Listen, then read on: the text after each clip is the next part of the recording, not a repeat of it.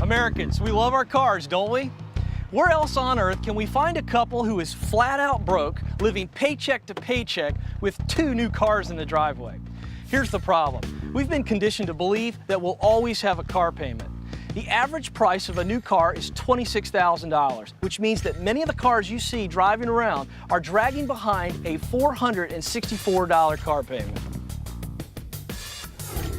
And after about 4 years, the car that you just couldn't live without has lost about 70% of its value, and you have over a year's worth of payments left on it. So that means you could end up paying $33,000 for a car that's only worth $6,000.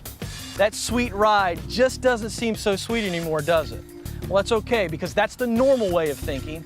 We're going to try something just a little bit different. Let's say you now drive a nice, clean, much less expensive car, and you pay yourself the $464 each month. In just 10 months, you'll have $4,640. And if you add that amount to the $1,500 that your current car is worth, you can now pay cash for a $6,000 car. Now, in just 10 months, that's a major upgrade. And here's the best part. You don't owe the bank a dime.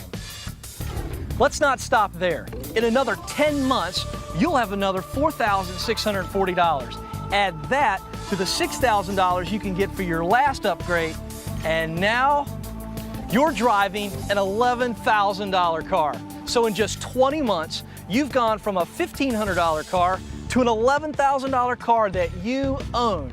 And here's the best part, you still don't owe the bank a penny. By now, most people aren't even halfway through their payment books. They've still got 44 months of payments left. So just for kicks, let's see what happens if you continue to pay the $464 that everyone else is paying to the bank to yourself in a good mutual fund over the next 44 months.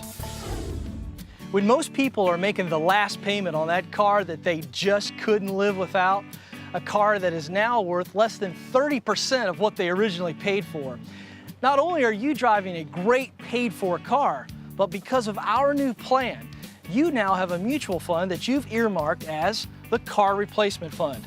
Now, how much money do you have in that fund? Well, at the stock market average of 12%, you now have $26,000. Here's where things get really crazy. You can take $10,000 out of this fund and still have $16,000. Now, let's add the $10,000 to the value of your current vehicle, and that's going to allow you to pay cash for a $12,000 to $17,000 vehicle. And at 12%, the $16,000 still in the fund will make enough interest for you to be able to do this every 5 years. Folks, that's free cars for life. That's what happens when you let your money work for you. You will never have a car payment the rest of your life. Financial Peace University. Learn how to beat debt, build wealth, and live like never before.